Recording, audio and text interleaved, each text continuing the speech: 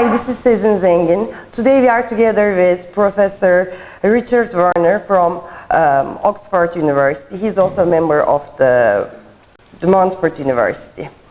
Hi, very welcome.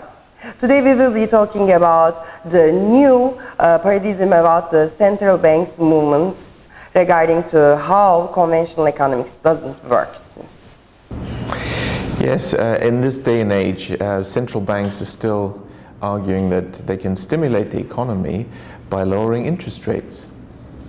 Now, of course, this is something they've tried before. Some central banks, like the Japanese central bank, has done this for over 20 years, and it didn't work.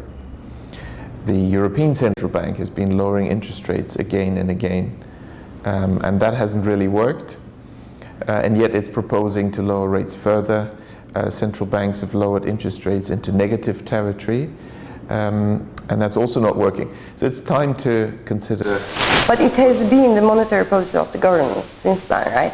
The monetary policy of the central banks. Yes, that's right. So for the last half century, we've heard from central banks very consistently, and of course reflected in the media and also by academic researchers repeating what the central banks have been saying, that in order to stimulate the economy, we need to lower interest rates. But this is really a theoretical claim. You know, where does it come from that lower rates lead to higher growth? It doesn't come from empirical facts, because there's no such evidence. What was the role of the commercial banks in that case? What the classical economics assume the role of? Yes, yes, banks, that's another important topic. The standard economic theories, the conventional economics that we've been using and that central banks still use today do not include banks. There are no banks in their economic models. So they pretend banks don't exist. But we do notice banks do exist. Therefore, we do need models that reflect reality. In other words, the economic theories and models that have been used by policymakers are extremely theoretical and esoteric, and essentially have nothing to do with the planet we live on. They're on a different planet. We need an economics for the real world, which is actually quite straightforward to build. You just don't have to follow this conventional approach, which is based on the methodology that you proclaim some axioms and make some assumptions. Now, what's an axiom? An axiom is something that we know for sure is true, therefore we never have to test whether it's really true, and if we did check whether it's true, we'd find it's not true. That's an axiom. And then we add assumptions. What are assumptions? Assumptions are things that we know for sure are not true, but never mind, let's still pretend that they're true. So it's a complete make-believe, pretend world that economists have built, and it's not surprising that none of that nonsense is working. All right, so you agree that the current state of the commercial banks not being included in this monetary policies is not working because in your work you mentioned that because the commercial banks creates money, then they should be included in the monetary policies of the central banks. Well, that's one very good reason, that the actual money supply is created by the banking sector. Banks are not financial intermediaries. This is what the conventional economics says. They're just intermediaries. Therefore, we can leave them out because, you know, an intermediary is not really influencing things. That's the argument. But when you actually examine what banks do, their function is quite different. They don't intermediate. Economists say banks take deposits and they lend money. But the economic and legal reality is very different. Banks don't take deposits and banks don't lend money. The reason is that at law there is no such thing as a deposit. What we call a deposit by convention is simply a loan to the bank, and therefore deposits are a record of what the bank owes us. And banks don't lend money. They're in the business of purchasing securities. When you sign a loan contract, that's a debt instrument that you've issued and the bank is purchasing it. Now it also owes you money, and the record of that is called a deposit. And so the banks, when they lend money, pretend the borrower has deposited money, but the borrower has not deposited money. This adds to the money supply because the bank's record of their debt to us is our money supply. This is where 97% of the money supply comes from. And therefore, that is of course very crucial because the decision by banks, who are they lending to, is reshaping the economic landscape. If banks create money and lend money for productive purposes, for business investment, to create new goods and services, implementing new technology, increasing productivity, we will get economic growth and no inflation. Yes, I think that was the main reason in 2008 in the United States, that housing bubble, right? Yes, because they didn't do that. What they did is the banks created money and they lent it for unproductive things such as purchases of assets, ownership rights. And so whenever banks create money and it's used to purchase ownership rights, asset transactions, property transactions, and so on, then this doesn't contribute to GDP. It's not part of GDP. Asset transactions are not part of GDP because GDP is a measure of value added, but this doesn't add value, it just changes the ownership. But if you create a lot of money for some to purchase something, become owners, because you're going to drive up the asset prices, and that creates asset bubbles and banking crises. So in your studies you are mentioning that the credit policies of the banks should be included in the monetary policy. Yes, in fact they're central to what's happening in the economy, which explains why we've got the recurring boom-bust cycles and banking crises, which are quite obvious because they're always the same. We've had 100 banking crises over the last 50 years.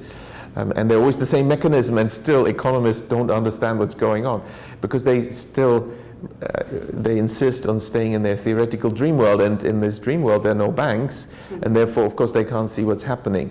But that's not really economics. I think so it's time to do real economics, which is based on empirical reality, and the approach is you check the data, you check the facts, you analyze the institutions, you try to understand what's really happening and how things work. And of course, it's clear that the banking system is at the center of this. And we also see that countries that have been very successful for decades, such as Japan, Korea, Taiwan, China, and earlier on Germany, these countries that have developed very rapidly and became essentially economic leaders in the world, they have always done this by having a very diversified banking sector that mainly lends for productive purposes, for business investment to small and medium-sized enterprises, because then you get a very diversified money creation.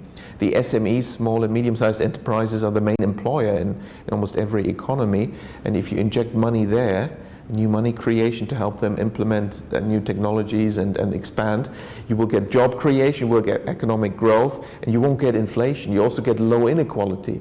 So it's possible to have this, what actually essentially every politician wants, which is high growth, full employment, no inflation, stability, low inequality. You know, this nirvana, this sort of ideal scenario. Well, it's very possible, and it has been achieved, but it's only possible if we use, yes, and we make sure that we understand how the banking system works, and we make sure that bank credit is used for productive purposes. And this can be done very easily. We just need the central banks to monitor the banking system correctly. All right, I have another question. What about the more fragile economies that which doesn't have sufficient funds for productive investments?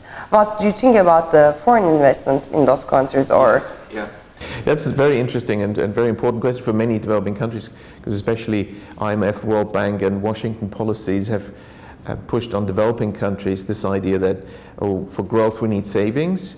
All these countries don't have enough savings, so they need to borrow from abroad, they need foreign investment. Many have become hugely indebted. But the truth is, none of this foreign money has ever reached them.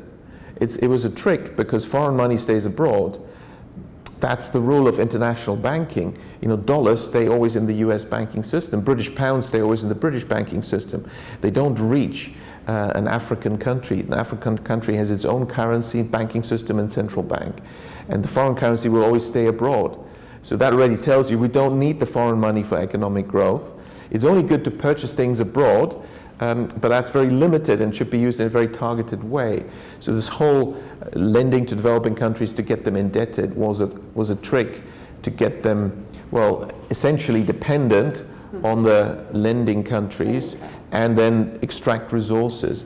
I did some empirical tests, and it's quite clear that even fairly advanced countries that should be able to use capital inflows, such as Spain, they did not benefit from foreign direct investment. Spain was one of the biggest receivers of FDI, foreign direct investment, and also in Europe, one of the biggest. It had very high economic growth, so most people thought, oh, it's because of the foreign investment. But when you examine this carefully, you find that it's not true. Foreign direct investment did not contribute to economic growth. And it's clear, most economic growth is due to bank credit creation in the domestic economy for domestic productive business investment. Also, I have a very related question. In developed countries, one thing is that the interest rates are quite related with the currency of that country. So usually the central banks uses the monetary policies when there is a currency crisis. What do you think about that? Like in this case, how the foreign investments may affect the currencies? Yes, well, first of all, if you keep in mind that actually we don't need the foreign money for economic growth because we have our own banking system in every country. So already the situation is less stressful than people think. Therefore, when you have what is called a currency crisis, you don't need to get too stressed about it, because you can do, and you do very well, if you do what, for example, Malaysia did when the so-called Asian crisis happened. It simply imposed capital controls, and that will restrict money outflows and therefore take the stress away. As a result, Malaysia, when other countries were collapsing and currencies were collapsing, Malaysia was very quickly recovering and didn't really have a crisis. Okay. And one last question to you. I'm really wondering that, what is your suggestion to the developing countries about the monetary policy? Which path they should follow up? Yes, well, it's important for them to follow the policies that have worked. And now the Washington consensus policies that have been pushed by the IMF and the World Bank and other development banks and institutions over the last 50 years have not worked. There is no country that has really become successful and moved from developing country status to developed country status based on these policies. What has worked? Well, look at those countries that have successfully developed. There's only a handful. In the 20th century, we've had only Japan, Taiwan, Korea, and parts of China and Singapore. And all these countries have adopted policies of domestically creating credit for productive purposes through the banking system. China became successful when Deng Xiaoping created thousands of banks and had a very decentralized banking system. Japan has had hundreds of local small banks. Germany became successful 200 years ago, and over the last 200 years has had very good economic growth based on a system of thousands of local community banks, which are actually not for profit, but they lend locally for productive purposes. And because they create money, this shapes the economy and you get high growth and no inflation. All right, thank you very much. Thank you very much, Professor Richard Werner. Thank you.